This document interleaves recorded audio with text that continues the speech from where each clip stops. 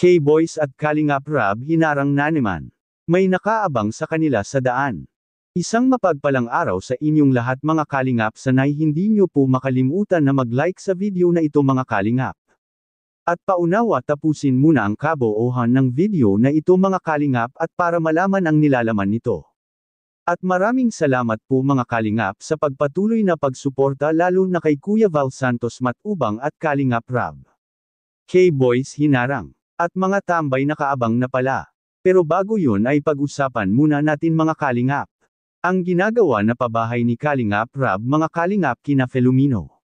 Sino ba naman ang hindi magtataka mga Kalingap kung bakit walang improvement sa bahay kina Filomeno mga Kalingap? Dahil sa ikinukumpara ito ni Kalingap Rab sa bahay kina Carla mga Kalingap. Nagawa ngang tapusin kaagad ang bahay nila ni Carla sa loob lang ng mahigit isang buwan na kahit malaki ang sukat sa bahay na ito mga Kalingap.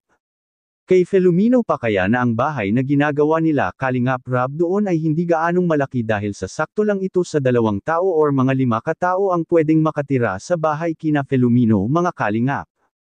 Kaya hindi talaga ito masyadong malaki, hindi katulad kina Carla na malaki talaga ang bahay nila. At sa maliit lang na bahay ay halos umaabot na rin sa isang buwan at puro hollow blocks lang ang nakikita nila Kalingap Rab doon sa kanilang pagbalik. Kaya hindi na talaga nararapat pang patrabahuin pa ni Kalingap Rab ang gumagawa sa bahay na iyon. Dahil hindi ito makapagkatiwalaan nila ni Kalingap Rab mga Kalingap.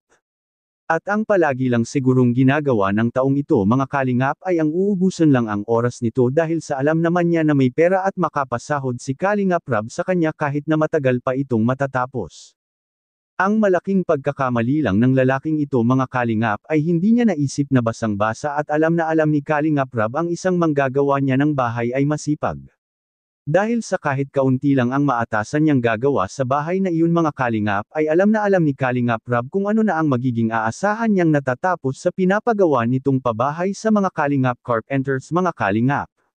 Muntik nang maisahan si Kalingap Rab sa taong ito mga Kalingap dahil sa kapag hindi ito sinaway ni Kalingap Rab at ito lang ang kanyang inaasahan na nagtrabaho doon sa bahay kina Filomeno ay maari talagang si Kalingap Rab ay mapalaki ang kanyang budget sa pinabahay niya doon.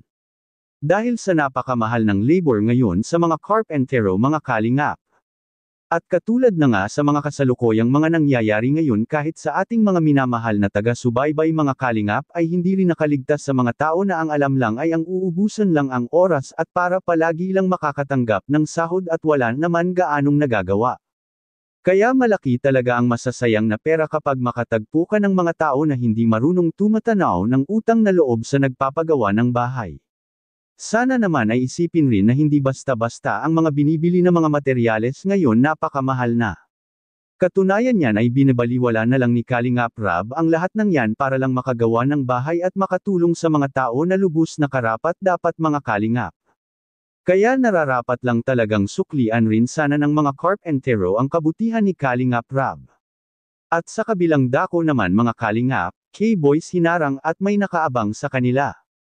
Yan ang atin ang malalaman ngayon mga Kalingap. Ang suggestion ng karamihang viewers mga Kalingap ay nararapat lang talaga na ma-report ito sa barangay doon kina Filomeno mga Kalingap dahil sa maaring may haharang sa kanila doon sa pagbalik bisita nila doon sa bahay kina Filomeno mga Kalingap. Napakamabuti ay magsama na lang si Kalingap Rab ng isang pulis kapag pupunta siya doon ulit mga Kalingap. Anong masasabi niyo po tungkol dito? Please comment and God bless you all.